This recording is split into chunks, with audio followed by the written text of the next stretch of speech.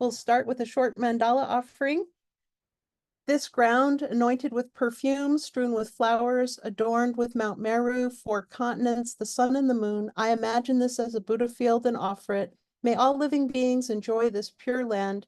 Idam Guru Ratna Mandala Kamnira Tamme. I go for refuge until I am enlightened to the Buddha, the Dharma, and the Supreme Assembly. By the merits I create through listening to the Dharma, may I become a Buddha in order to benefit all sentient beings. I go for refuge until I am enlightened to the Buddha, the Dharma, and the Supreme Assembly.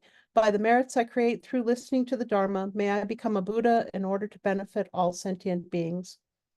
I go for refuge until I am enlightened to the Buddha, the Dharma, and the Supreme Assembly. By the merits I create through listening to the Dharma, may I become a Buddha in order to benefit all sentient beings. May all sentient beings have happiness and the causes of happiness. May all sentient beings be free from suffering and the causes of suffering. May all sentient beings be inseparable from the happiness that is free from suffering. May all sentient beings abide in equanimity, free from attachment for friends and hatred for enemies.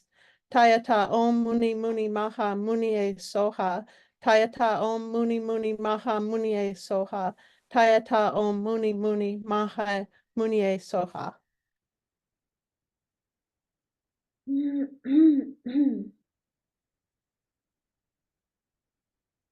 Thank you.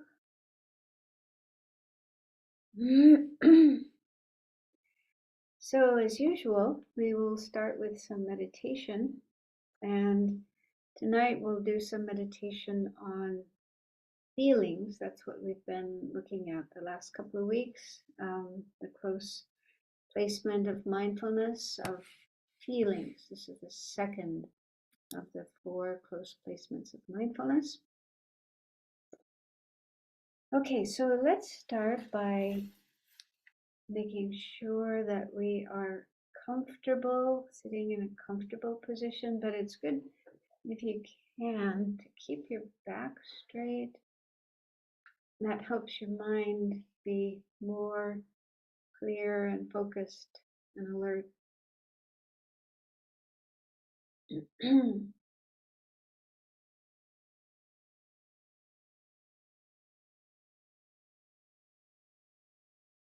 Let your mind settle down in the present moment, wherever you are right now, present moment, present place. Put aside all other thoughts, like what you were doing during the day today, what you're going to do later, tonight, tomorrow. Put aside the past and the future and just be in the present. Paying attention to the breath flowing in and out is a good way of settling in the present. We'll do that for a few minutes.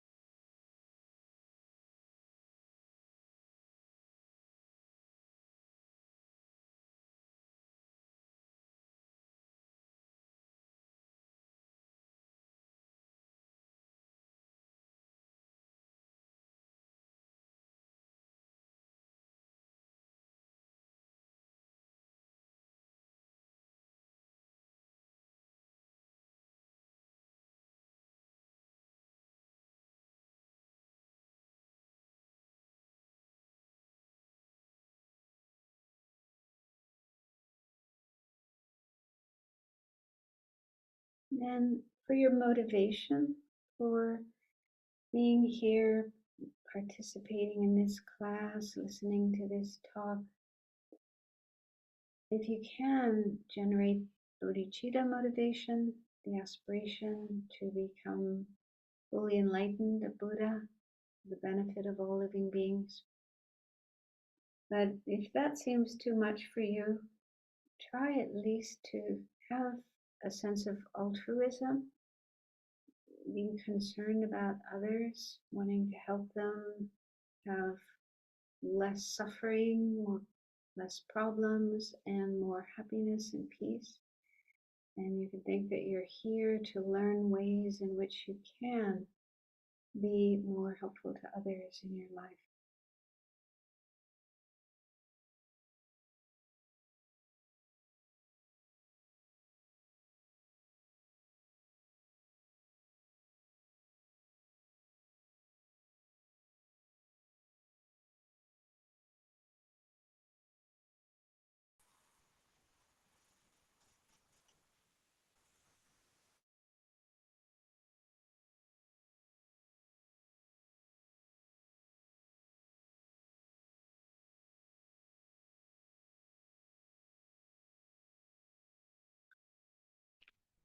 So tonight we'll do a meditation on pleasant feelings and how they are actually the suffering of change, one type of suffering or unsatisfactoriness. So bring to mind a situation in which you felt happy.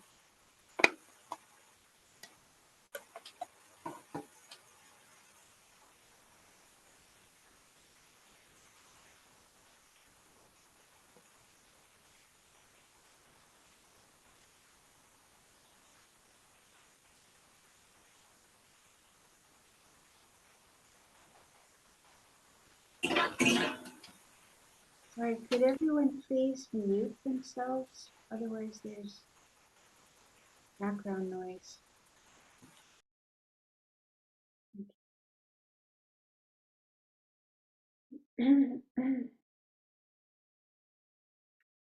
So as you think of this situation in which you felt happiness, see if you can notice attachment in your mind towards the people, the objects, the situation, whatever it was that was making you happy. Can you notice attachment in your mind towards those things?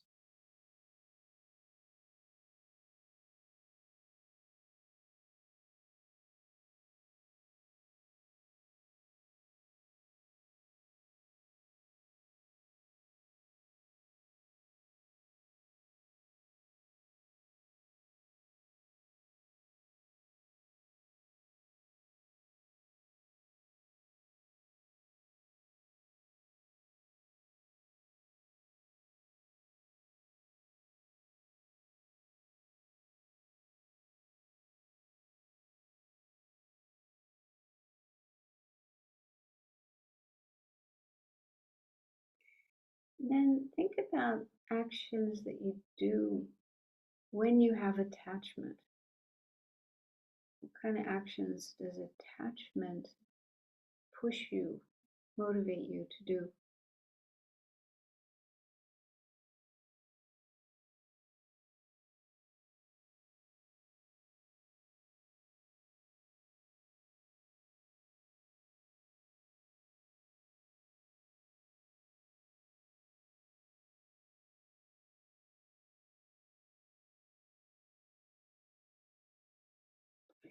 And then check if those actions cause problems in your life.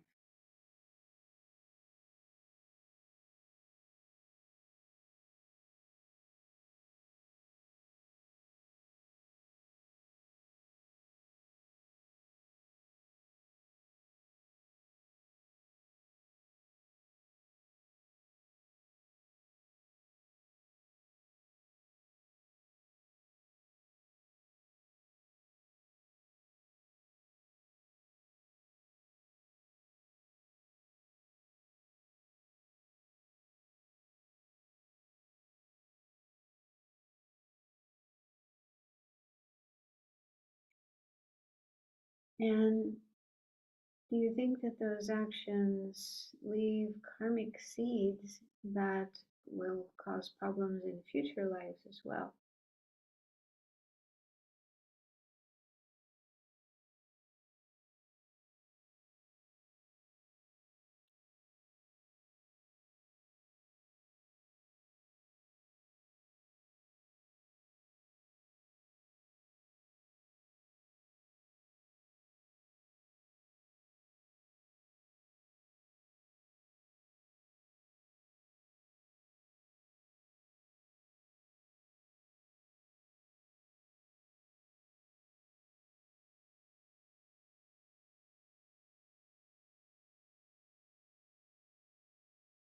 So recognize how pleasant feelings, happy feelings, if we're not careful, can lead to attachment, and then attachment can lead to unskillful actions that cause suffering and problems both in this life and future lives.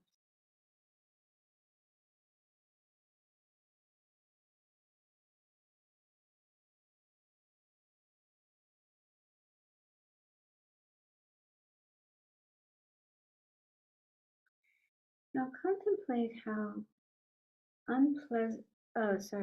pleasant feelings that we ordinary beings experience are pleasant feelings. They're actually not really satisfying because they don't last. They last a few moments at the most, and then they disappear.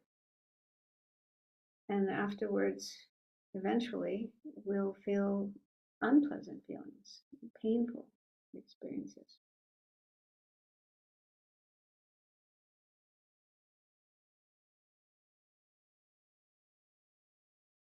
Recognize that unpleasant feelings are impermanent, they don't last, they're not reliable, and they can't really give us long-term, genuine happiness and peace.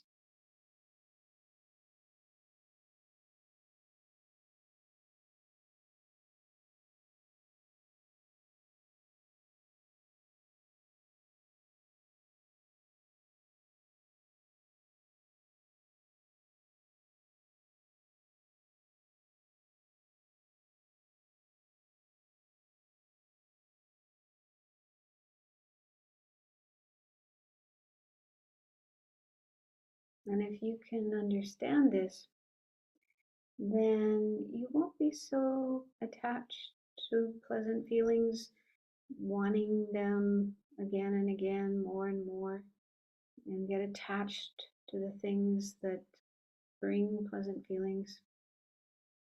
You'll be able to just accept pleasant feelings when they arise and let them go when they go, and won't be so attached to them.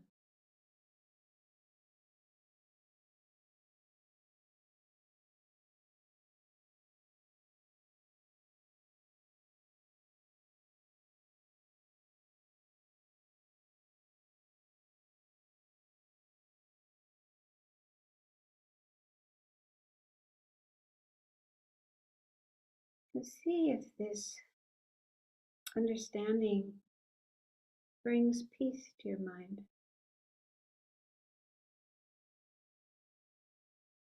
More peaceful state rather than restless and agitated, which often happens when we have pleasure, excitement.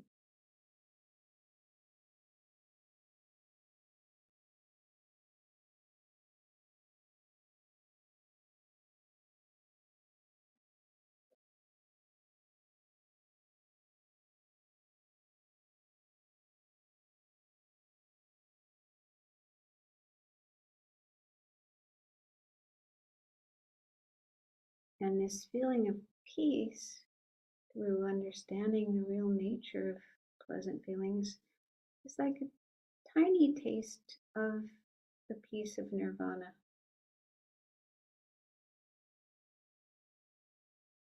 Because that comes from understanding that attachment is not something to, sorry, pleasant feelings are not things to be attached to.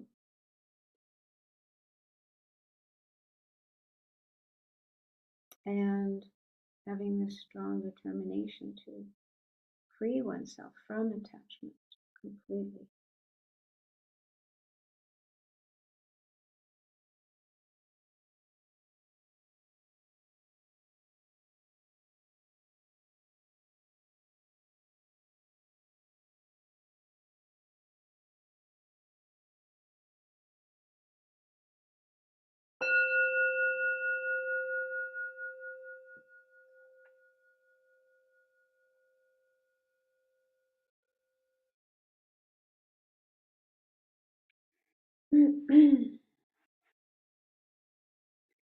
So this is something we were looking at last week, how the three types of feelings can be correlated with the three types of suffering.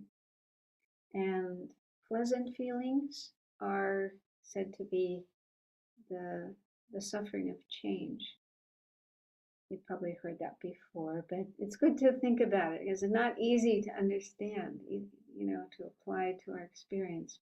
Because we normally want to be happy, want to feel good, and seek happy experiences, pleasant experiences, and try to hang on to them as much as we can. So we tend to see them as, real pleasure, genuine happiness. So it's kind of a shock to hear that that's actually another kind of suffering or unsatisfactoriness. And I think when people first hear about this, they can get somewhat depressed because then it sounds like, well, all we have is suffering. We don't really have any real happiness. But just because, it said that pleasant feelings, happy feelings that we normally have are not real happiness, not genuine happiness, but that doesn't mean they're not happiness at all. They are happiness in a worldly sense. It's just that they're not long-term and fully satisfying forms of happiness. And understanding that, we try to lessen our attachment, overcome our attachment to ordinary pleasures, pleasant feelings, and strive to have a higher type of happiness. So, people might sometimes think, oh, the Buddha doesn't want us to be happy. The Buddha is trying to take away our happiness.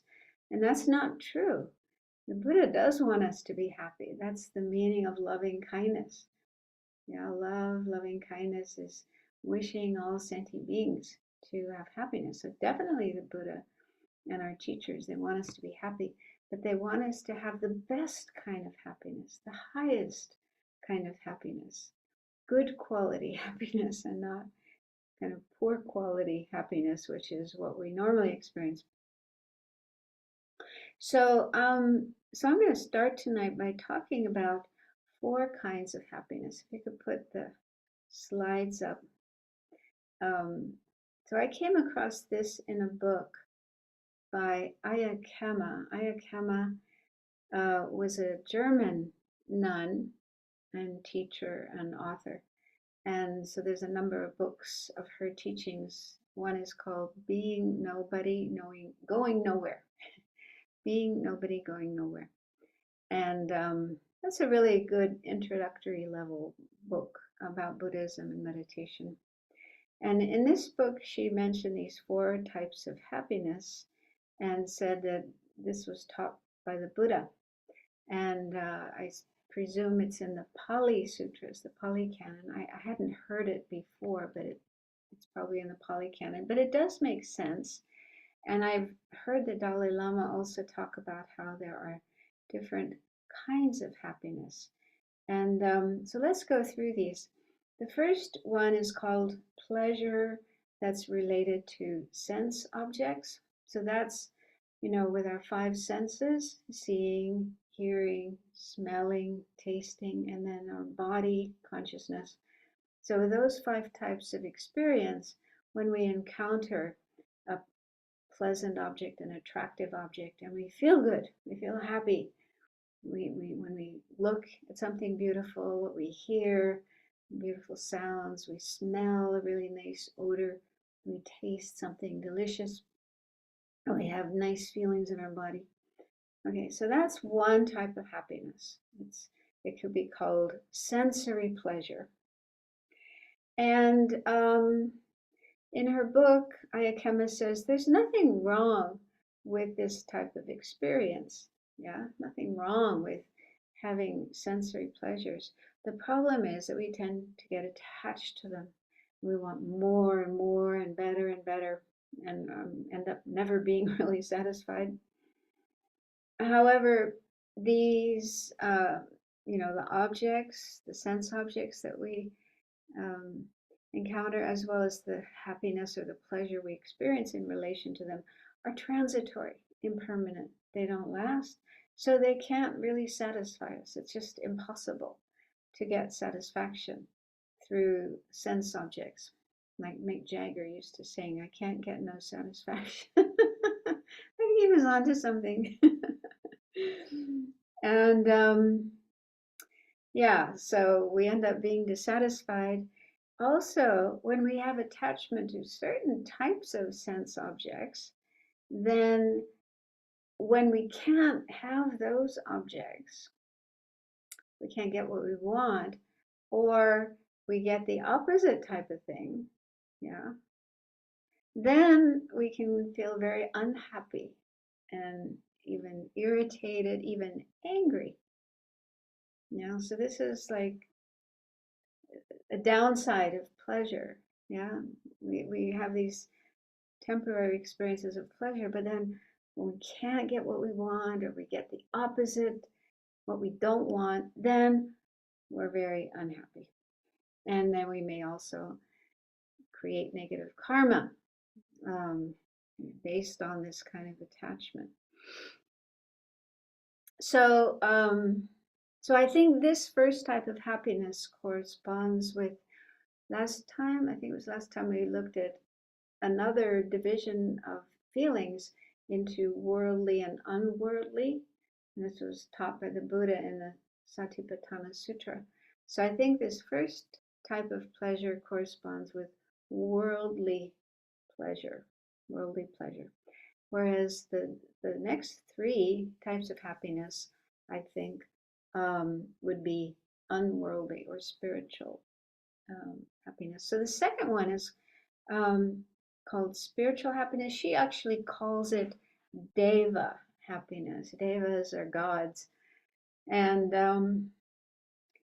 this kind of happiness comes about through cultivating, for example, the four immeasurable thoughts, like we did the prayer at the beginning, wishing all beings to have happiness, wishing all beings to be free of suffering, wishing all beings to have joy, and to have equanimity.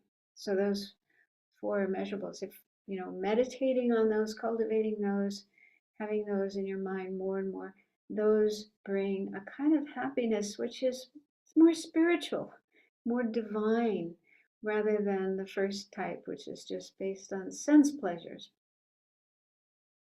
That first type of happiness, I think it also tends to be quite self-centered, egotistical. It's all about me. I want to feel good. I want to have these pleasant experiences. Yeah, maybe I'll share with, a few of my friends, but there's a very strong sense of an ego there. Whereas the second type of happiness is not so self-centered. It's more focused on others, caring about others, wanting to help others, doing things to help others, and so on. So you've probably experienced this yourself when you do things for others with real care and concern, and or you meditate. In your meditation, you generate these feelings of loving kindness and compassion for all living beings. And it's just so uplifting. It's so happy. You just feel so happy. And it's a different kind of happiness than the first one that's just from sense objects. So, yeah, so that's the second kind of happiness. And that comes from cultivating good states of mind, positive states of mind. And the third, the third type of happiness is the joy arising from concentration. And so you've probably heard about this one too. When we have to work hard at it, but when you get to the point where your mind is able to stay concentrated on your chosen object of meditation for long periods of time, especially when you actually have calm abiding or shine, shamatha, and then it's said that you have this bliss in your body and in your mind that is far greater than anything you've ever experienced, the best bliss you've ever had. Yeah, so that's the third type of happiness, which is even better than the previous one. You just feel completely blissful physically and mentally. And then the fourth type of happiness is happiness that arises from insight or wisdom. And of course, this could be like the wisdom directly realizing emptiness that Aryas have. That must bring great happiness, because that is the thing that frees the mind from the afflictive emotions like anger and attachment and so on. So when those are gone from the mind, then the mind can be just so peaceful and happy. But in her book, she says, it doesn't have to be the wisdom of emptiness. It could also be just insight into impermanence.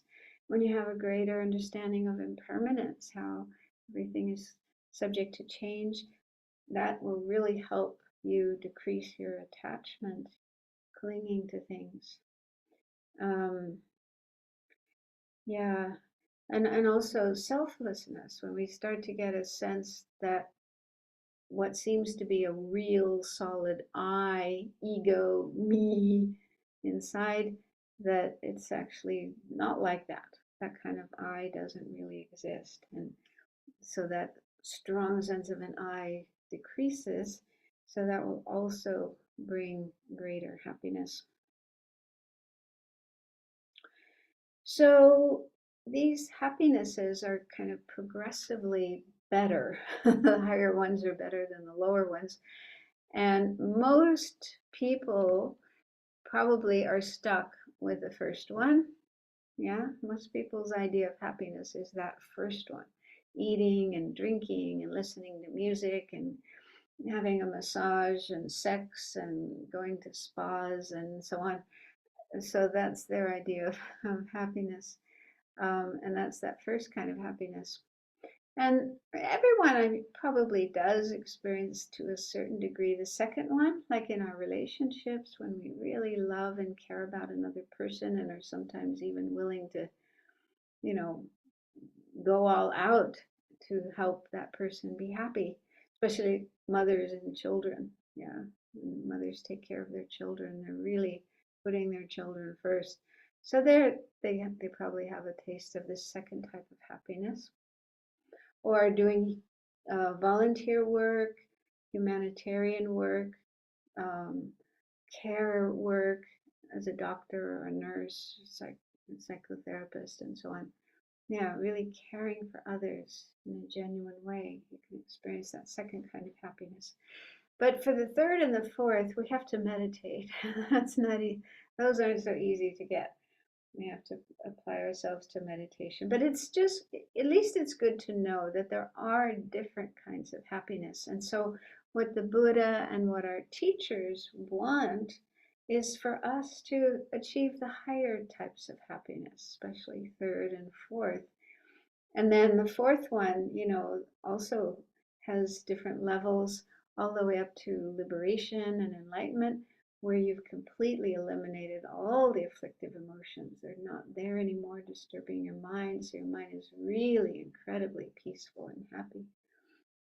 So this is what the Buddhas want. They want us to have these higher forms of happiness and not be stuck on the lower one, like number one, right? So I think looking at this, contemplating this, can help us understand why, we shouldn't sort of cling to sense pleasures and just, keep trying to have more and more of those.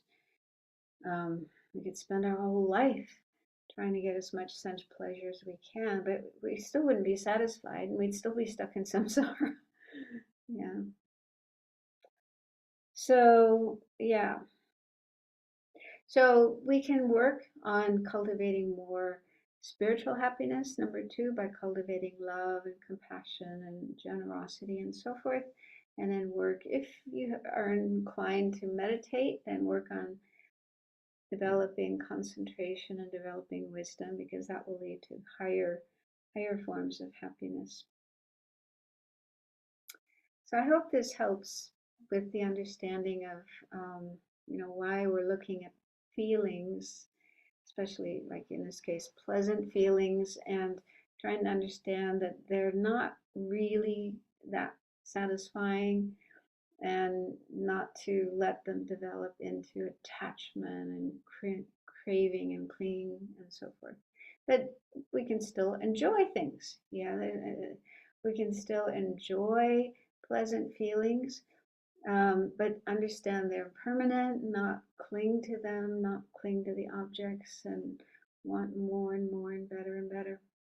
So there's nothing wrong with simply enjoying. And we need that. We need to be happy. Yeah, as we looked at last time, the Dalai Lama said, it's important to be happy when we practice Dharma. So then another problem we have is with anger and aversion, and that can arise from unpleasant feelings. So when we have unpleasant feelings, painful feelings, then if we're not careful, that can lead to anger. Or different forms of anger, aversion, irritation, frustration, and so on. So that's not very pleasant.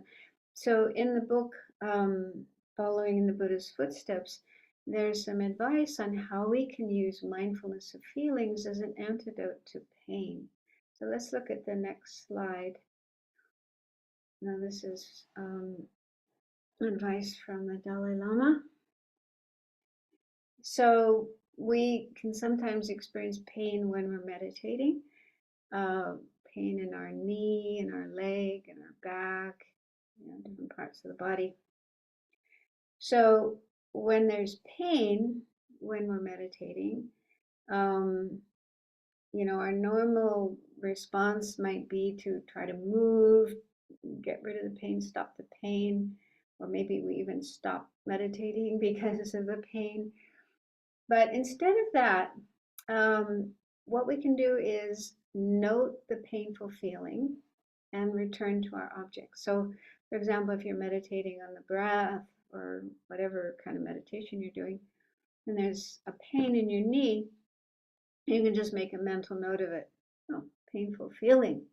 And then go back to your regular meditation object. However, the pain might not go away. It might remain, and it could even get worse. And so then it's kind of pulling your attention away from your meditation object. And so if that's the case, you can choose to temporarily put aside your usual meditation object and focus on the pain and use mindfulness. Turn your mindfulness to the pain and just observe the pain in an objective way. Not letting your mind get all, oh, this is terrible, I can't stand this, what's wrong, maybe I have to go to the doctor. But just observing what is happening. And so if we pay close attention to the pain and investigate its nature, what we will notice is that it's not solid and static, but flowing and changing.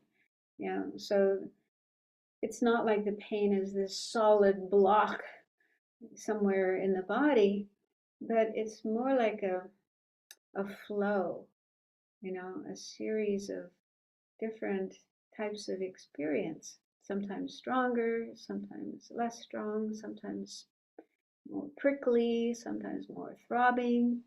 So if you just watch carefully that place where there's pain, this is what you will observe, that it's moving, changing. It's not just one solid thing. And if you do this, then this can prevent your mind from becoming unhappy and having craving to separate from the pain.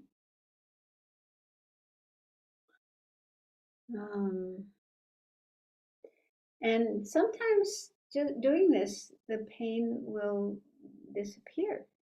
Or even if it doesn't disappear, it doesn't bother you. You stop being kind of bothered by it. Instead, you might become really fascinated. Oh, wow, look at this. Look what I've discovered about pain, that it's moving and changing and flowing. And so it might go away, or it doesn't bother you anymore. And in that case, then you can go back to your meditation object, return to whatever you were meditating on before. So if you want to know more about that, you can, there's the reference there, Following in the Buddha's Footsteps. And also another book is Mindfulness in Plain English by Bhante Gunaratana. That's a wisdom publication book. And in there, he has a whole meditation on how to deal with pain, which is very, very helpful. Really bringing mindfulness to pain. And yeah, if you do that, sometimes the pain will just go, will just disappear. So yeah, if you have trouble with pain in meditation, or even not in meditation, you can use this technique in other times as well. Anytime you feel pain, you can use mindfulness to manage it. So in the book, Following the Buddha's Footsteps, the Dalai Lama says, usually we do not examine our feelings, and we react strongly to pleasant, unpleasant, and neutral feelings. Sometimes we are even unaware of what we are feeling, or are unable to distinguish between physical and mental feelings. For example, when we're ill, we experience physical discomfort. Because we don't like this, mental unhappiness arises. This gives rise to craving for comfort and anger at the pain and at the illness that causes the pain. Motivated by anger, we scold the very people who are trying to take care of us. So this is typical, yeah, when people are sick or in pain, they can get really grumpy, really grouchy, and angry at the people, the doctors, the nurses, family members, and so on, who are trying to help, trying to take care of them. But this patient can be very impatient and angry and so on. And so that's, yeah, very unfortunate. And so it's useful to apply mindfulness in these kind of situations when there is pain and discomfort. So he says, mindfulness of feelings can help us unravel this situation by enabling us to distinguish physical pain from mental unhappiness. We notice that mental unhappiness provokes anger much more than physical pain does. Mindfulness allows us to stay with simply the physical feeling of pain and stops it from provoking mental unhappiness that brings a proliferation of anxious thoughts, which in turn lead to more suffering. Another good book is a book called How to Be Sick by Toni Bernhardt.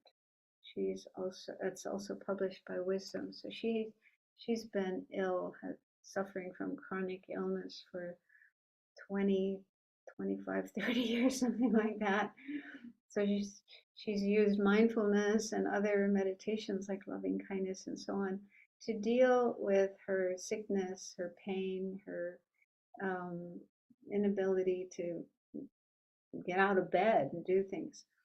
And so that book has a lot of very useful information about dealing with pain and sickness. And speaking of pain,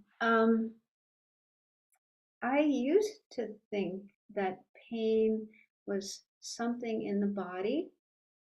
Yeah, that's how it seems. Like if I have an earache, then it seems like somewhere inside of the ear is this pain. It's sitting inside my ear, or wherever it is in the body.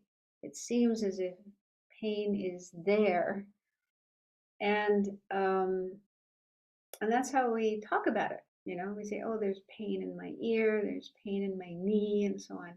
It seems like that, and we express it that way.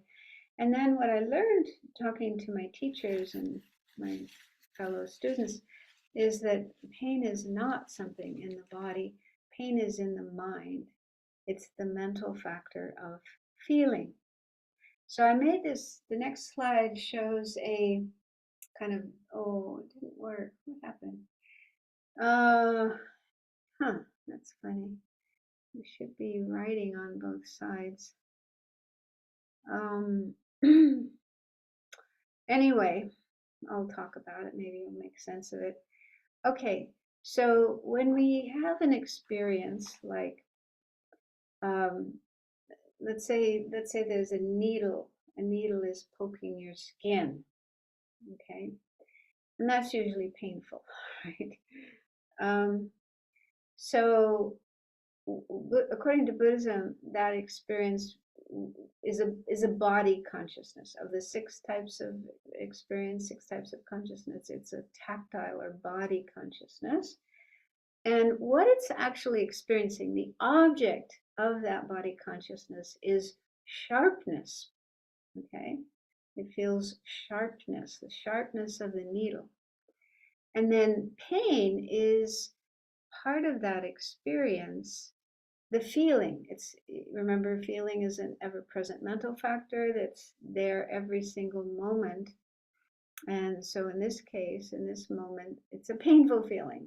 Yeah, a sharp needle is painful.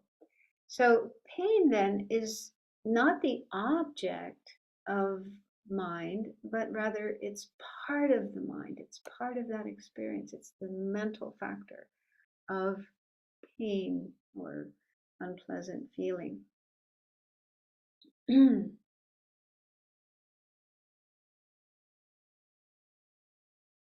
So what I was trying to show with this drawing, which didn't work, is mindfulness. Okay, so we're talking in this course about mindfulness, having mindfulness of our feelings. So where does that come in? Where does mindfulness come in? Is there mind? Because mindfulness is also a mental factor. Yeah, it's a mental factor. So does mindfulness occur at the same moment? The mental factor mindfulness, is that occurring in that same moment, moment A, same moment that we have this tactile consciousness of sharpness? So I had some discussion once with Geshe-ma Kelsang Longmo, and she said that no, mindfulness doesn't occur at that same moment. It occurs later. Like it could be one moment later, like immediately afterwards. So the second drawing that I did, which the letters are missing, that is showing a later moment, like moment B, in which we have mindfulness of that painful feeling. And if you remember when we looked at mindfulness way back at the beginning of the course, the definition of mindfulness says that it remembers a familiar object. It remembers something. So to be able to remember something, that something has to have happened earlier. You can't remember something that's at the same moment. It has to be an earlier object, an earlier experience. So the mindfulness of the painful feeling, which we're trying to cultivate, actually takes place after the painful feeling, at least one moment later. So that second circle, it represents a later moment where there's mindfulness of the painful feeling. And another thing that Geshe-ma Kelsang Longmo said is that mindfulness, it only accompanies mental consciousness. It doesn't accompany any of our 5 sense consciousnesses. So that also means you can't have mindfulness at the same time as a body experience or as a visual experience. It always has to be a later moment of a mental consciousness that remembers that previous moment and has mindfulness, awareness. Oh, that was a painful feeling, or that was a pleasant feeling, or whatever. So I don't know if this is interesting for you, but it was interesting for me because I have this kind of analytical mind that likes to really understand what's going on here. Okay, so let's move on. Hopefully the other slides will show up correctly. Good. Okay. So we've pretty much come to the end of this topic of the close placement of mindfulness on feelings. So let's just do a review of the main points that we've looked at. And so there's 2 traditions that talk about this practice of mindfulness of feelings. And the Pali tradition, that's based on the Buddha's teaching in the Satipatthana Sutra. So in that tradition, the way to practice close placement of mindfulness on feelings is to observe the 3 types of feelings: pleasant, unpleasant, and neutral. So just learn to notice when we're having a pleasant feeling, when we're having an unpleasant feeling, when we're having a neutral feeling. Just become more aware of those. And also a little more subtle would be to notice the, another 2 types of feelings, which are worldly and unworldly or spiritual. And the difference between those is worldly feelings are those that are related to our senses: seeing, hearing, smelling, tasting, and touching. Okay, so all of our 5 senses, the feelings that accompany those would be worldly feelings. And then the unworldly or spiritual feelings are those that arise from our practice of Dharma.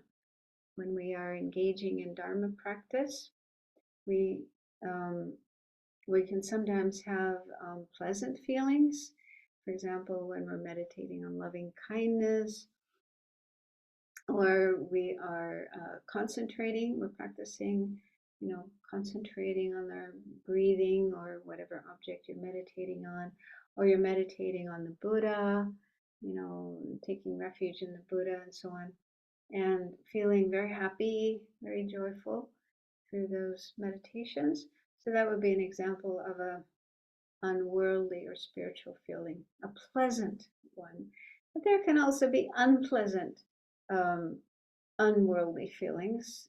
We looked at a few examples of those, like, when people meditate on death or on different kinds of sufferings of samsara. Those topics don't exactly make us feel joyful.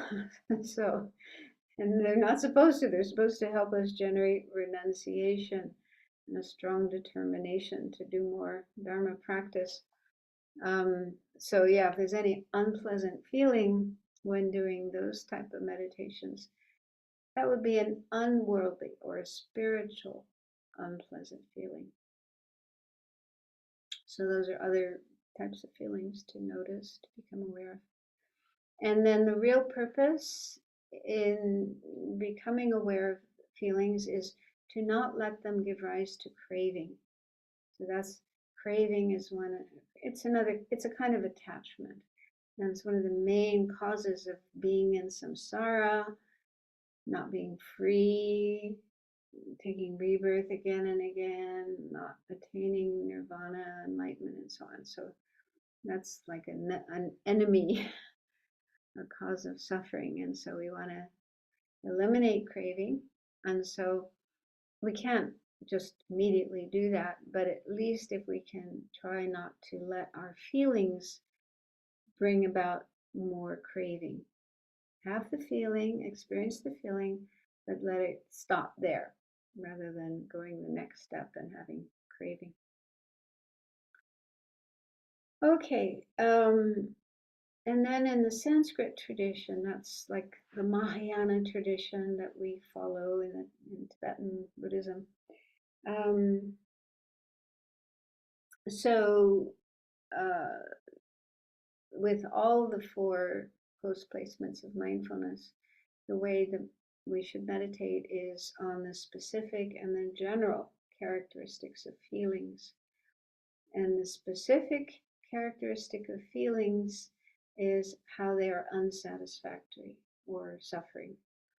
And so that's what we looked at last week, where the 3 types of feelings are the 3 types of suffering. So unpleasant or painful feelings are the suffering of suffering. Yeah, they're obviously painful. Nobody has to tell us that. We know it. And then pleasant feelings are the suffering of change, because they don't last. They don't really take away our suffering. Yeah, they're just like a temporary respite, but not really truly satisfying, long lasting. So that's the suffering of change. And then neutral feelings, this is more difficult to understand. Neutral feelings are the 3rd type of suffering, which is sometimes called pervasive compounded suffering, or the suffering of conditionality. And that refers to just our very existence in samsara, just the fact that we are stuck in samsara, not free, because within our mind there's afflictions, afflictive emotions, greed, hatred, ignorance, and so on, and karma. So those are like the prison walls and the bars and the barbed wires that keep us imprisoned in samsara. So as long as those still exist in our mind, then we're never really free, never really happy. And so neutral feelings are that type of suffering, in the sense that, neutral feelings are neither pleasant nor unpleasant, but when we have neutral feelings, our mind is still under the influence of ignorance. We're not seeing things correctly, accurately. We're still seeing things as truly existing, permanent, and so on. So our mind, it's like our mind is still clouded with afflictions and delusions and confusion and a lack of freedom. Okay, so that's the specific characteristic of feelings, that they are unsatisfactory. And this is of course talking about ordinary beings' feelings, not all feelings, because a Buddha has feelings, and an arhat, someone who's attained nirvana, they have feelings too. But in their case, feelings are not suffering. Feelings are not unsatisfactory. So it's just us ordinary beings, unenlightened beings, our feelings are unsatisfactory. And then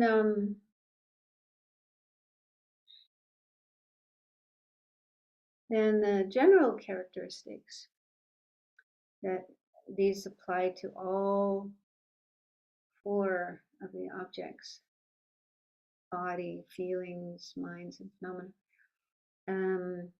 So these are how feelings are impermanent. So this is another meditation to do. Just understanding that feelings are impermanent. They rise, they pass, they don't last. Can't cling to them. And then how they are unsatisfactory, that's already been said. And then empty and selfless. So we looked at this previously with the body, and what I said was empty and selfless, if you want to explain those in a way that all Buddhist schools of philosophy would agree with, yeah. something that every Buddhist would agree with. Then empty refers to the lack of a permanent, unitary, and independent self, that type of self. And then selfless refers to the lack of a self-supporting, substantially existent self. So all Buddhist schools agree, though those two types of self don't exist. They're non-Buddhist schools, like Hindu schools, that existed at the time of the Buddha and even today, do believe in such types of self, like a permanent, unitary, independent self, or a self-sufficient, substantially existent self. So they actually believe in that type of self. But the Buddha and all the Buddhist schools are in agreement that no, those types of self do not exist. And so with regard to feelings, then what this means is that feelings are not that type of self. Feelings are not a permanent, unitary, independent self. And they are also not self-sufficient, substantially existent self. And also those types of self don't exist as like a person who feels feelings. When we have feelings, we have an experience of pleasure or an experience of unpleasant feeling. There seems to be a real I, some kind of real I who is experiencing those feelings. Yeah. So this is something that I was contemplating. The sense of an I and feelings, if we're not careful, they can sort of reinforce each other.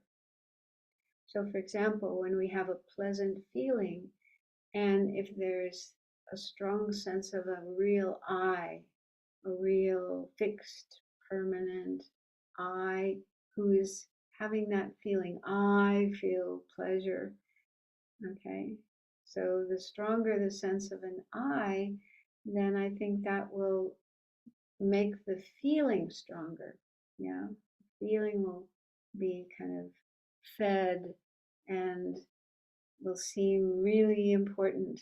I am so important, and therefore my feelings are so important. So the stronger the sense of an I or an ego, then the stronger the sense of importance of the feeling will be.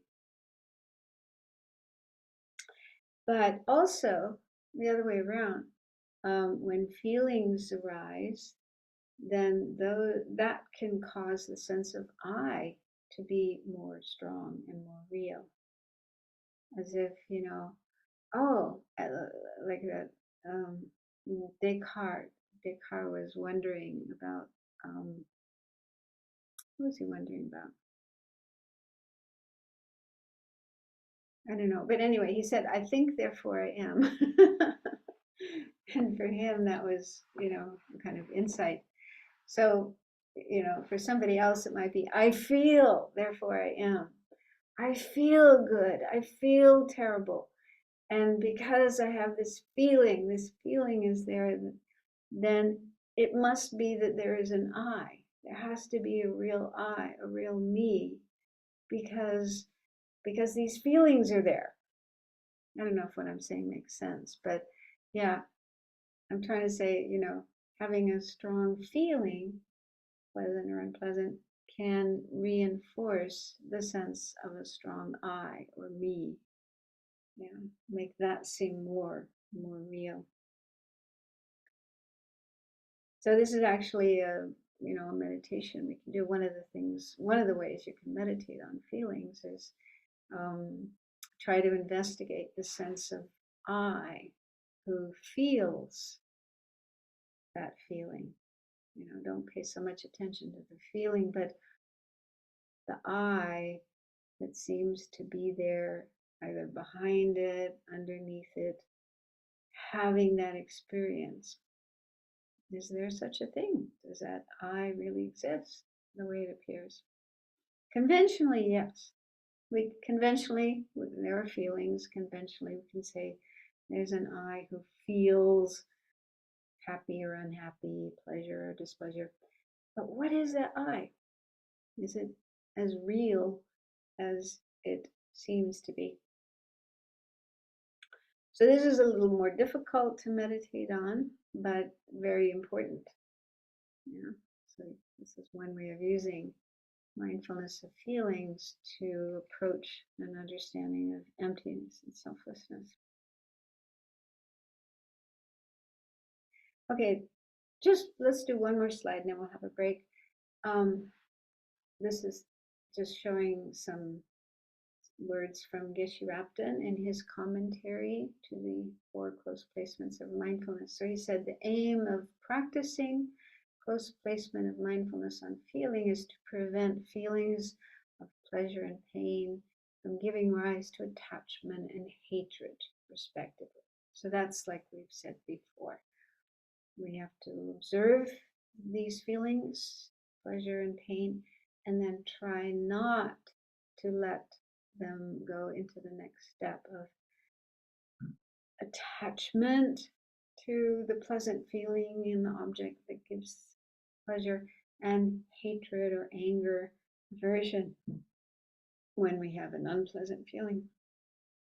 We're trying to stop those afflictive reactions happening.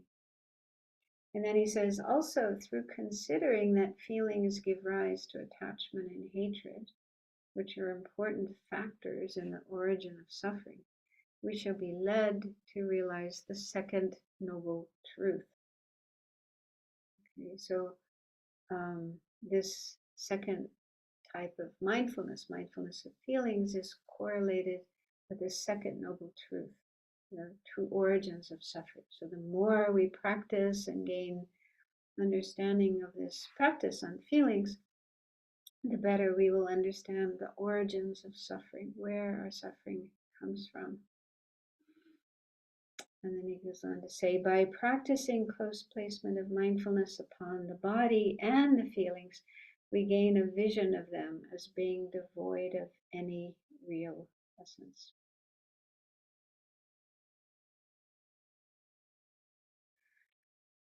Okay, so let's stop there and have a 5-minute break.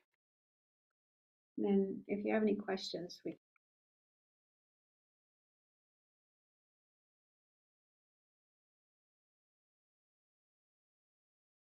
So, does anyone have a question you would like to ask before we leave this topic of mindfulness of feelings and move on to the next one?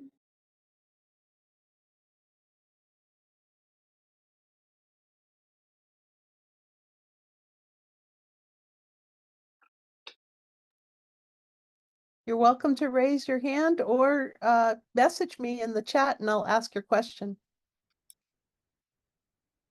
Oh, there we have one.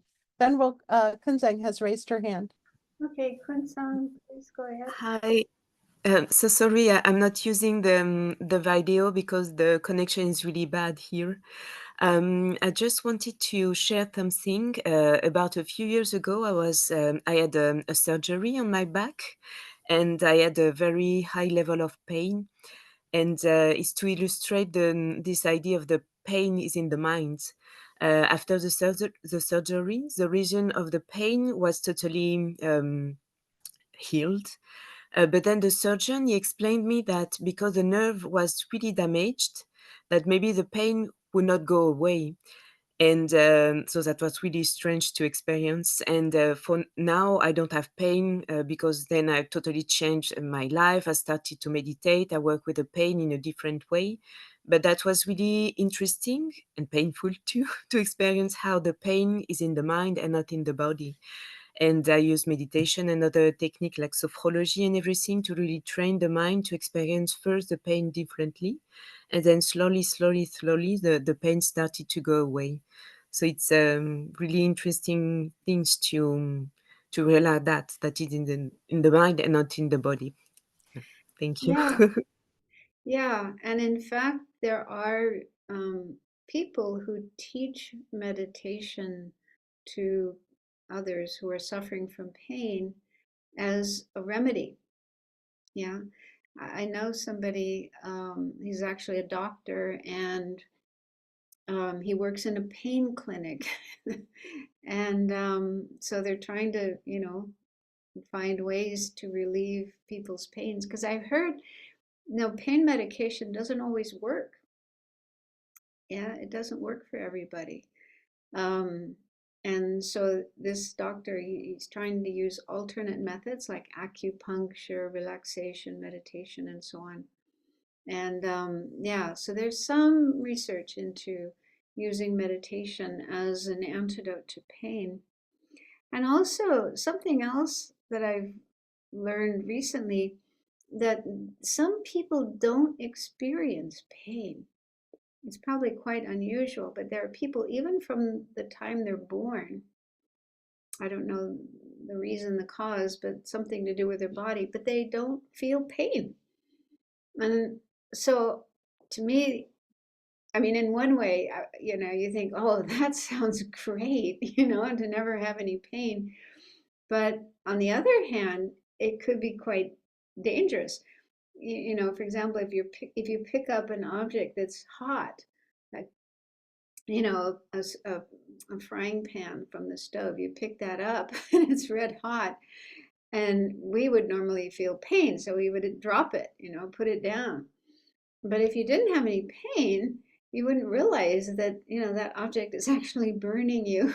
so you could get injured or burned and not even realize it. But anyway, so that kind of thing also shows that pain isn't the object, but it's more a subjective experience. It's yeah. And also bodhisattvas, it said that when a bodhisattva reaches the path of seeing, that's the point where they have the direct realization of emptiness. So because of their wisdom, but also because of their great compassion and bodhicitta and so on, they no longer experience any pain. So even if their body is cut or burned or, whatever, they don't feel pain. In fact, it said they feel bliss rather than pain. So again, that shows it's a mental thing. It's a matter of your mind, where your mind is at, rather than what is happening to your body. And so, yeah, if we can work with our mind, especially like starting with mindfulness, using mindfulness and paying close attention to the pain, what's going on, and then seeing the impermanent nature of the pain. Also, loving kindness, compassion. I think having more positive states of mind, positive qualities, knowing how to, cultivate those states of mind. I think those can also help with pain. And Tonglen, using Tonglen, taking and giving when you have pain. So doing that, sometimes you don't feel the pain anymore. It might still be there, but you're not really feeling it because you're focusing on something else. You're focusing on helping others with love and compassion. So working with the mind can really help in dealing with experiences of pain.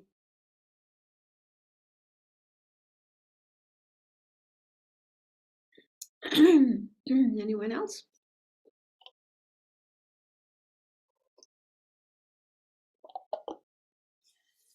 Dorian. I was just thinking of my dad who has dementia, and his experience has really been teaching me a big lesson on that. First of all, just with the pain as well, there are sometimes he'll feel sensations that he doesn't know how to communicate them anymore, and he also doesn't register them, like they just don't come in as they used to. But also, there's also, with when we're talking about the attachment and wanting things to stay the same, wanting to, to cling, that also reminds me of this experience that I'm having with Dad, where it's all the time having to let go of, okay, this is a great movement, but this isn't going to stay this way. Because as soon as I cling on to and I'm like, okay, this is good, he's enjoying this place here, then it's like I have to just continually let go and let the experience be new all the time. Otherwise, when I grasp there, the pain becomes so much emotionally that, oh no, now he's down in this hole. And so having to just that, well, these types of lessons are so great for me to be able to not get stuck and keep flowing.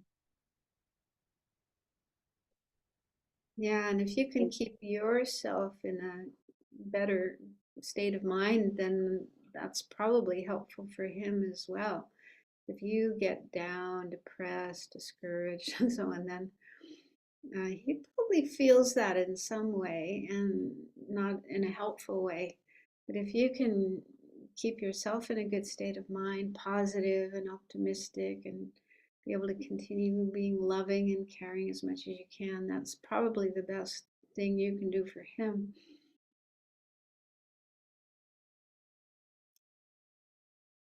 And I hope you have help. I think it must be incredibly difficult when someone is the sole caretaker of someone who has dementia and doesn't get much time off. So it's really important to have a number of people taking turns, so everyone has some time off and they can do what they need to recharge their energy, take care of themselves. Okay, so I just want to read one thing that's quite beautiful still about feelings before we move on. This is in the book Following in the Buddha's Footsteps, and it's talking about how a bodhisattva practices mindfulness of feelings. It's from the Arya Ratna Chuda Sutra. So it's talking about bodhisattvas. Whenever they experience pleasant feelings, they realize great compassion for all sentient beings who indulge in attachment, and they completely abandon all their own propensities for attachment. Whenever they experience painful feelings, they realize great compassion for all sentient beings who indulge in animosity, and they completely abandon all of their own propensities for animosity.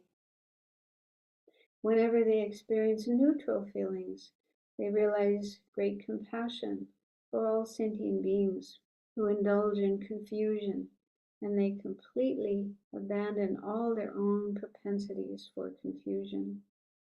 Whatever feelings they experience, they know them all to be impermanent and experiencing them as such.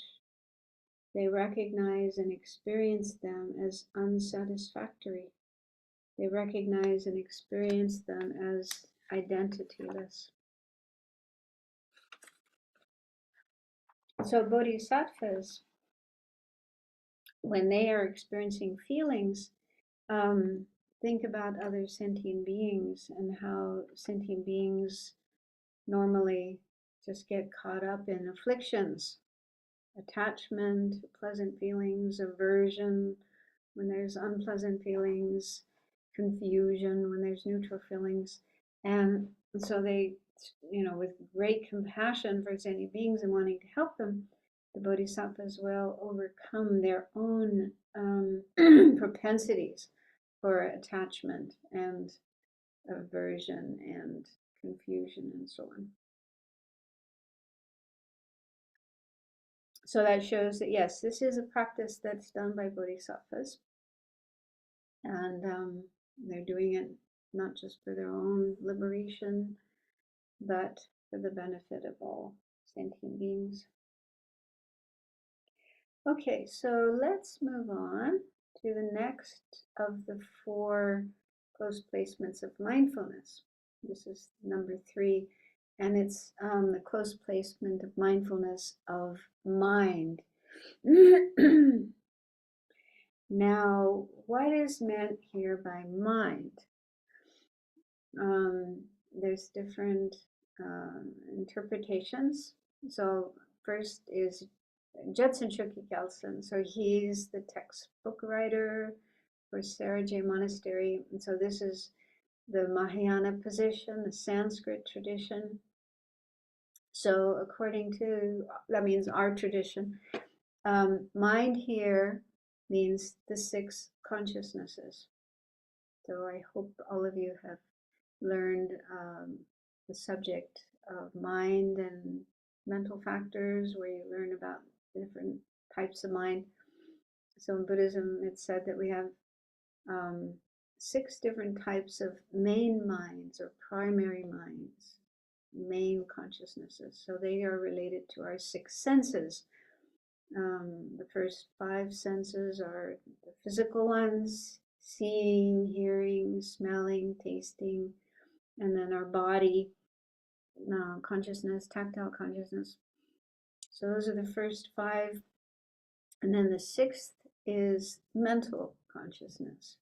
And that includes our thoughts and our memories, our dreams, our fantasies, our emotions.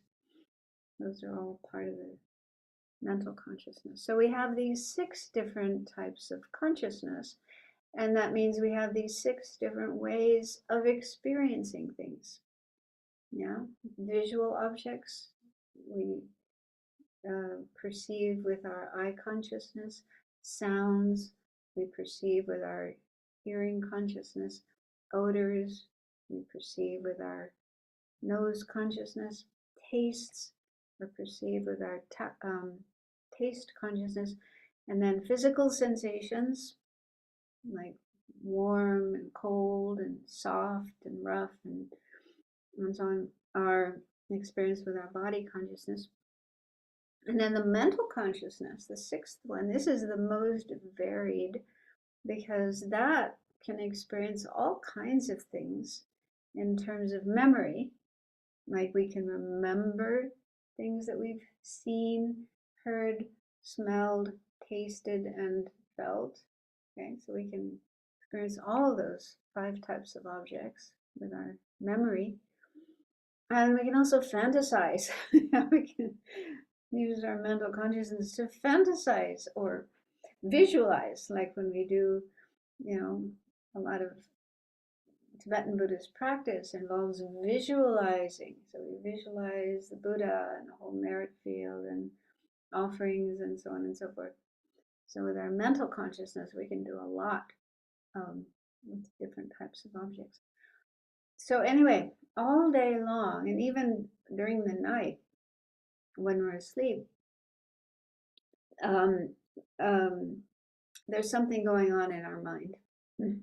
There's always something, at least one or more of these 6 types of consciousnesses.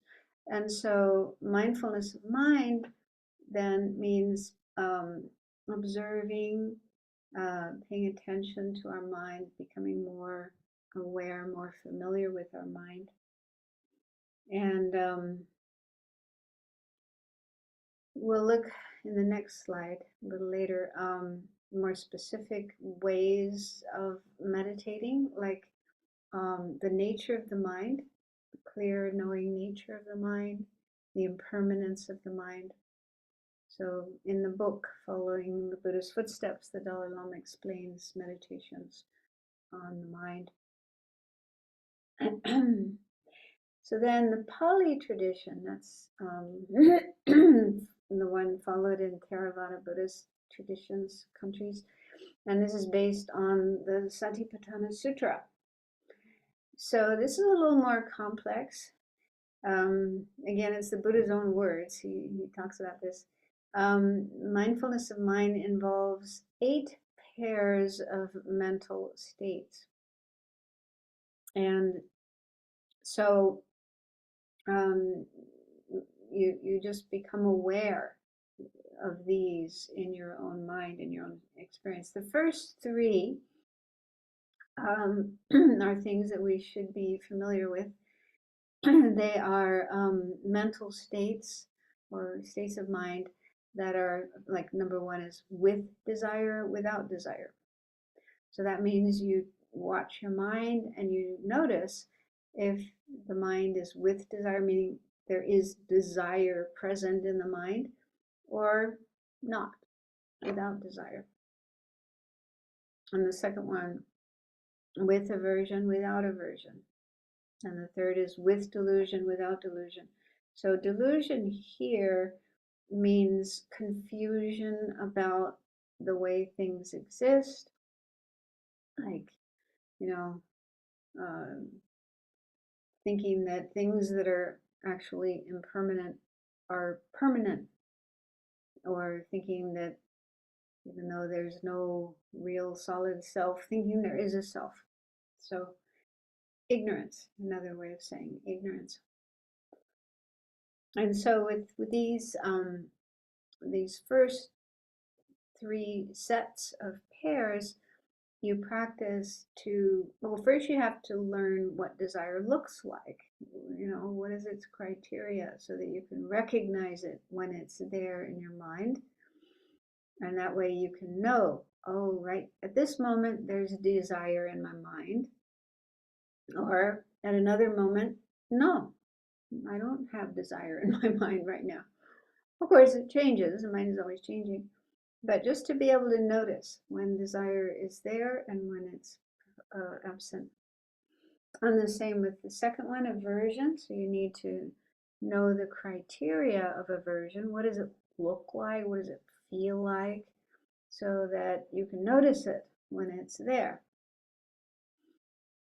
And be aware, oh, right now at this moment, there's aversion in my mind. At another moment, no, it's not there. And the third is more difficult.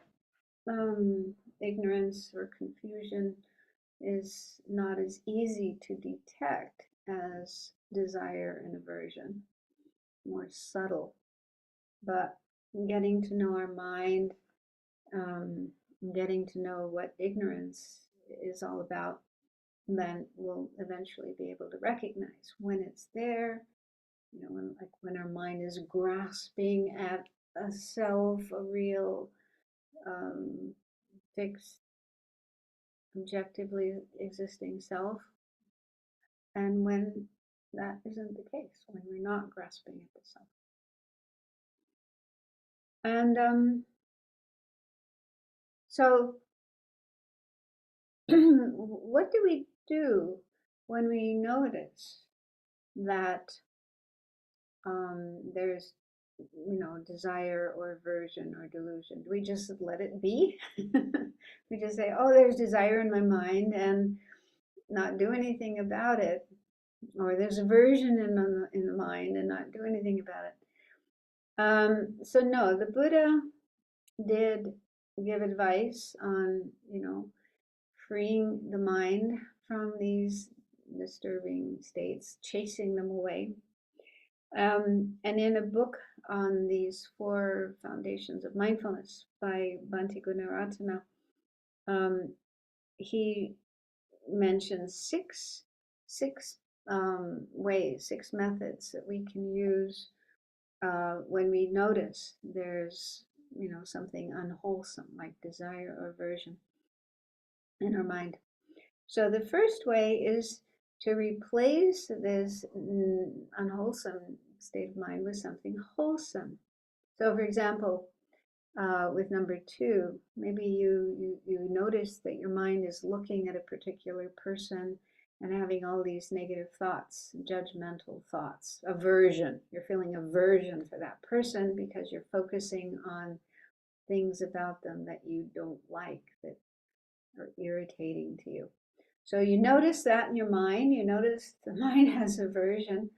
So you can change that. You can switch that. And instead of focusing on their faults or things you don't like about them, you can think about things that are good, good qualities they have, things that you like about them.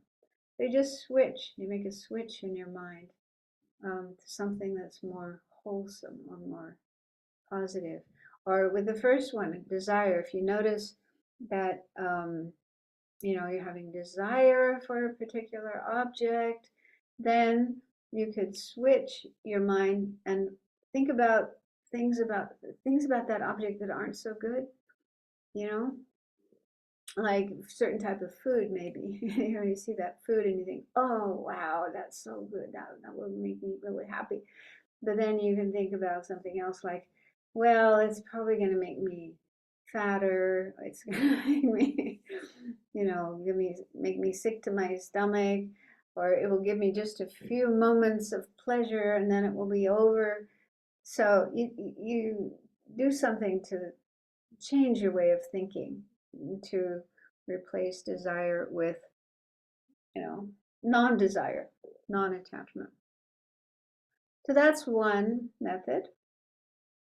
The second one, if the first one doesn't work, the second method is, if that negative mind is still there, is to think about the suffering it causes.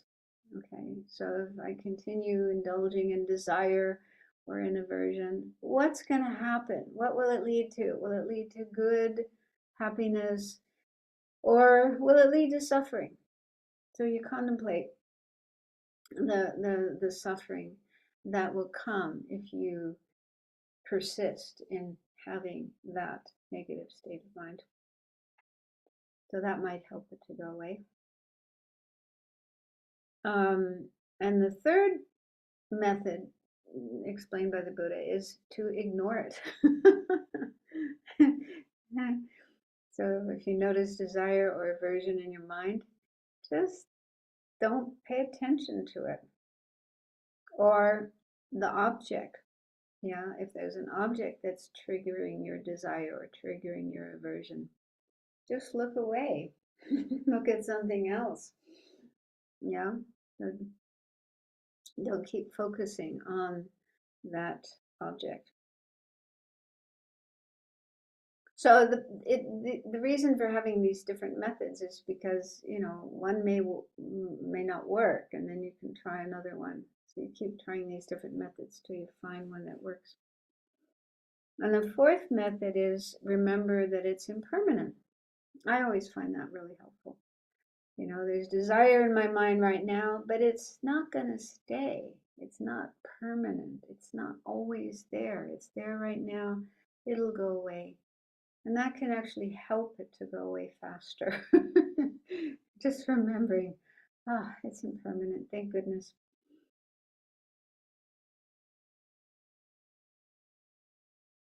Then the fifth method taught by the Buddha is, if you try these other things and they don't work, and that negative state of mind is still there, then put all your energy into sort of overpowering it or crushing it, saying, I'm not going to let myself be under the influence of this state of mind.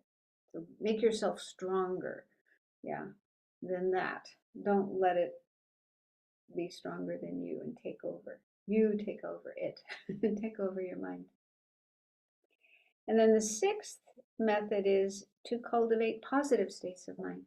So, this is probably something you need to do in between, not when you're in the middle of desire or aversion, but just to make yourself, in general, make yourself familiar with positive states of mind so that you can bring them up when you need to.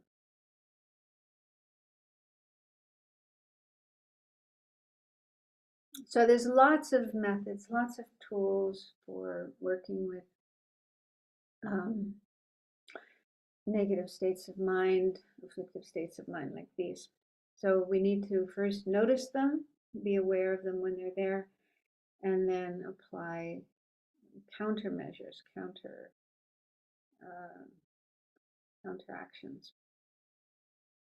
Okay, so just quickly, the last group, 1, 2, 3, 4, 5 groups. These are more when you're on the path and practicing. that they would become noticeable. You would notice them. So number 4, contracted and distracted. One explanation is that contracted means kind of withdrawn, dull. It sounds like sinking or laxity, like when you're trying to meditate and your mind just gets really dull. No energy. Distracted, on the other hand, is when there's a lot of excitement, restlessness. Your mind can't stay focused on the object, but is running all over the place. So I think we probably all have experience of those two. We can notice when our mind is dull or when it's very excited and restless and distracted.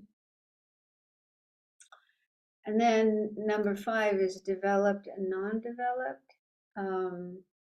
So Bhante Gunaratana's explanation is that developed means that, when through meditation, the mind is harmonious, relaxed, serene, bright, balanced. So it's, good qualities have been developed. And then not developed is the opposite, when those good qualities are not there. Number 6, supreme and non-supreme. This is referring to higher states of concentration. Supreme is like the jhanas, the states of concentration one can attain. And those are supreme compared to ordinary people's minds like ourselves, or like me anyway.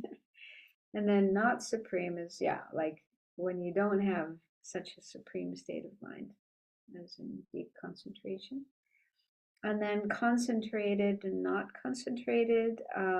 So just to be able to notice if your mind is calm and focused, you're able to stay on the object and you have some concentration. But at other times it can't. It just doesn't stay on the object. And the last pair, liberated and not liberated. This doesn't refer to liberation as in nirvana, but one explanation is that liberated means free of problems and afflictions. So there's moments when problems and afflictions are not there and we're momentarily free from them, but then they return, they come back, so then we're not liberated at those moments. But at least if we do have certain moments where we have a glimpse of liberation, a glimpse of being free of afflictions and suffering and problems, that gives us encouragement to keep going in our practice and try to reach a state where it's like that all the time. No more afflictions, no more suffering. So the last 4 in particular are mental states that would be experienced by meditators, people who do a lot of meditation and are very familiar with their mind, and they would be able to notice those. Whereas the first 4 pairs are probably more at our level, where we would notice. So anyway, that's in the Pali tradition. And Pali tradition, I'm not going to spend more time on that.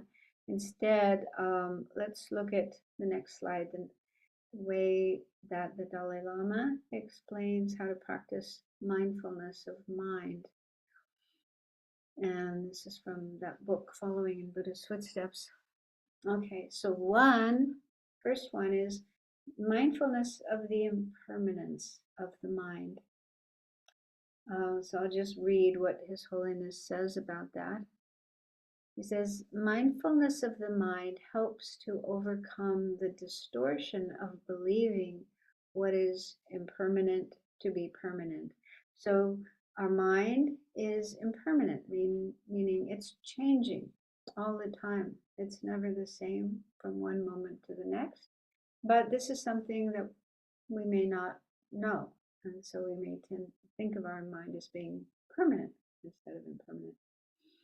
So he says, the mind of the past is now gone, meaning, previous experiences that we had, earlier today, yesterday, 10 years ago, 20 years ago. So all those past experiences that we had in our mind, they're gone. They're over. Yeah, they're not there anymore. We can remember them, of course. We can have memories of them, but remembering an experience isn't the same as having it in the present. So the minds of the past are gone. And then future minds, our mind will have experiences in the future. We don't know what those will be. So they're not here yet. So there's only the present mind, the mind of the present moment. But he says this too is ever changing and does not remain in the next nanosecond. Each moment of mind arises, abides, and disintegrates simultaneously. So in each moment, each and every tiny moment, a state of mind arises and disintegrates and disappears in that very same moment. But then the next one arises and disappears, and the next one arises and disappears. So there's this continuous flow, change of different mental states, mental experiences. And then he goes on to say, we often hear the advice to stay in the present moment. But when is the present moment? No sooner has it arisen than it has ceased. Right? You try to look for the present moment of mind, and it's not there anymore. It's gone. So you can't actually, grasp onto the present moment. If we try to isolate and examine one moment, we find it has a beginning, middle, and end. Which is the present part of that moment? Where's the present of a moment of mind? When does the mind abide? If we say the middle part, maybe we say the middle part is the present moment, we face the same problem because that too has a beginning and a middle and end. So you can kind of, even if you could isolate one moment of mind, it has different parts to it. A beginning and a middle and an end. And even if you took one of those parts, they also have a beginning and a middle and an end. This is hard for us to do, but it said that, advanced meditators who are very in touch with their mind are able to do this. They can actually observe each and every moment of mind as it's arising and passing. And so if you had the ability to do that, and then you try to find, where is the present moment of mind, then very difficult to do. Then he goes on to say, mindfulness, so this is talking about subtle impermanence. Subtle impermanence means this constant changing nature of the mind. And he says, mindfulness of this subtle impermanent nature of the mind reduces fear of death.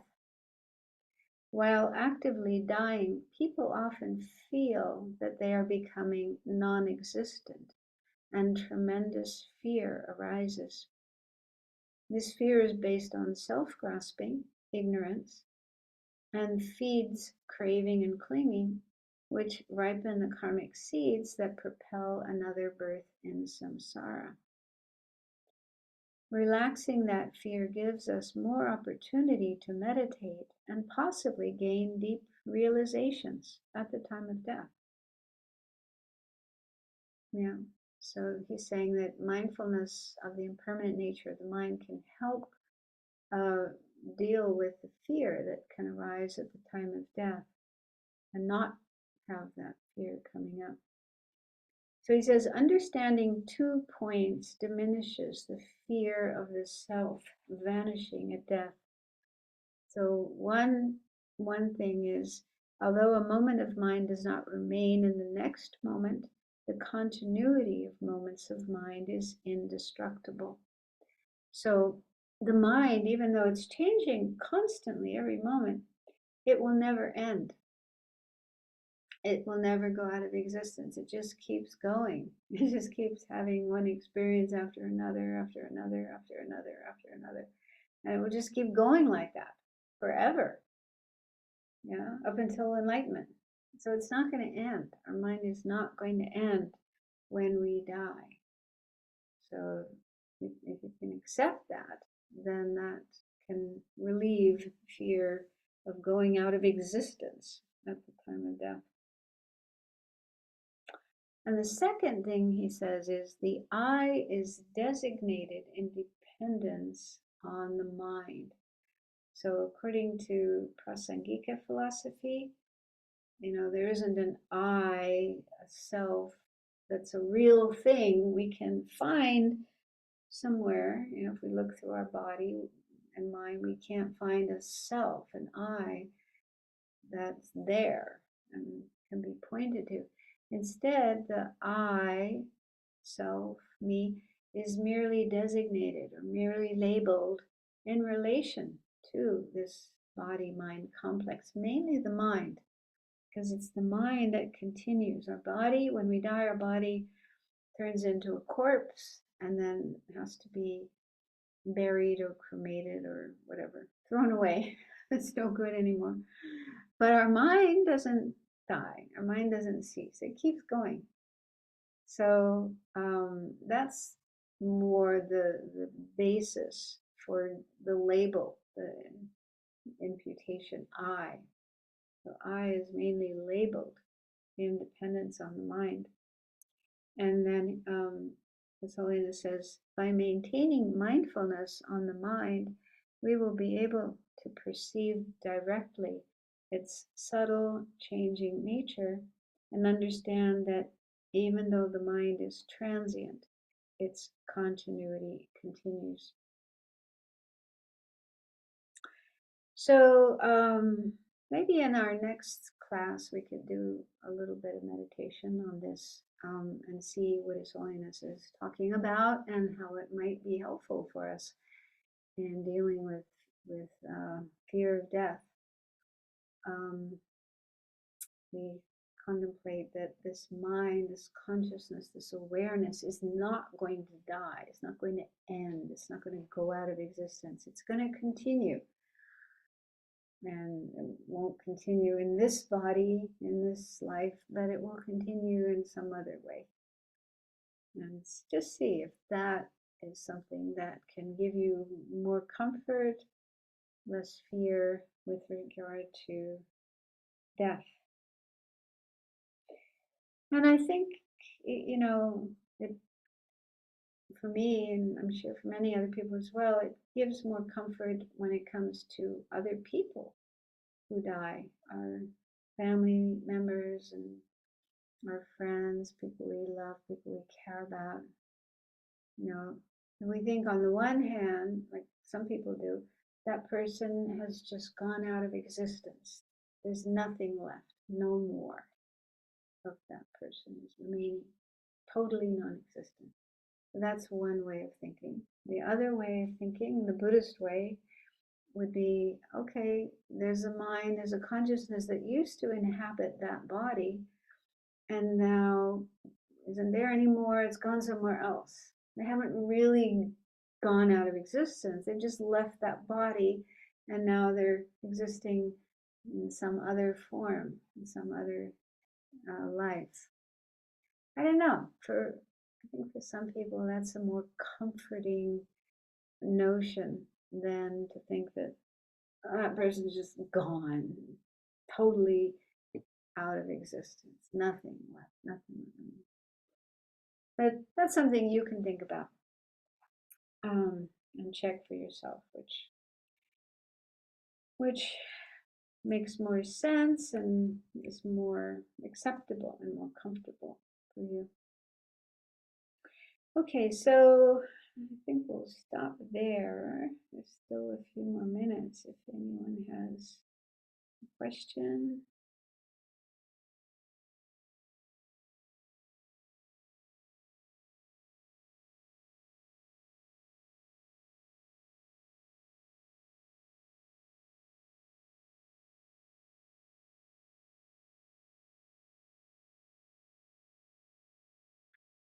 making a mark. My place where I stop.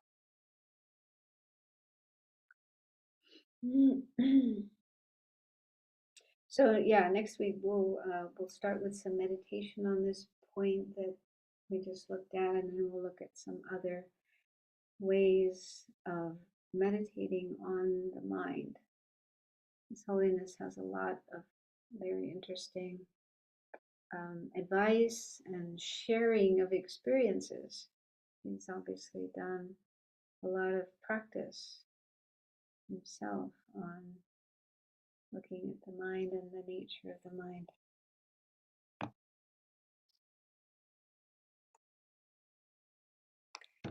There are no questions. We can stop there and do the dedication. So feel confident that we spent this time well. We started off with good intention, good motivation, and we spent time looking at these very precious teachings of the Buddha, which are for the benefit of ourselves and others, to relieve us from our suffering, help us become free of suffering, help us reach liberation and enlightenment.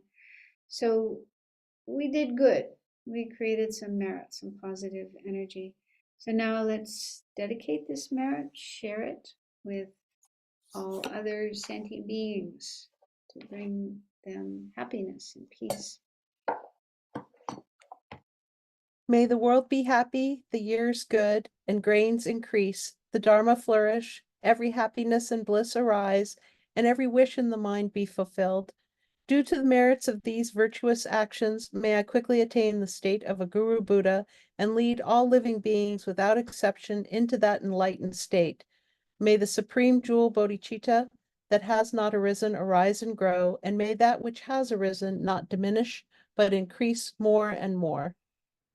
Long life prayer of His Holiness the Dalai Lama, the wish-granting, wish-fulfilling jewel, source of every single benefit and happiness in this world. To the incomparably kind Tenzin Gyatso, I beseech, may all your holy wishes be spontaneously fulfilled.